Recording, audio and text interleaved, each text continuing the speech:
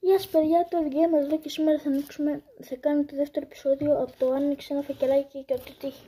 Πριν είχα ξεχαστεί και το άνοιξα και πάμε να σας δείξω τι έτυχε. Ξεκινάμε από τον Μαρσέλο Αλέντε αυτόν. Συνεχίζουμε στον Jamie Gaitens.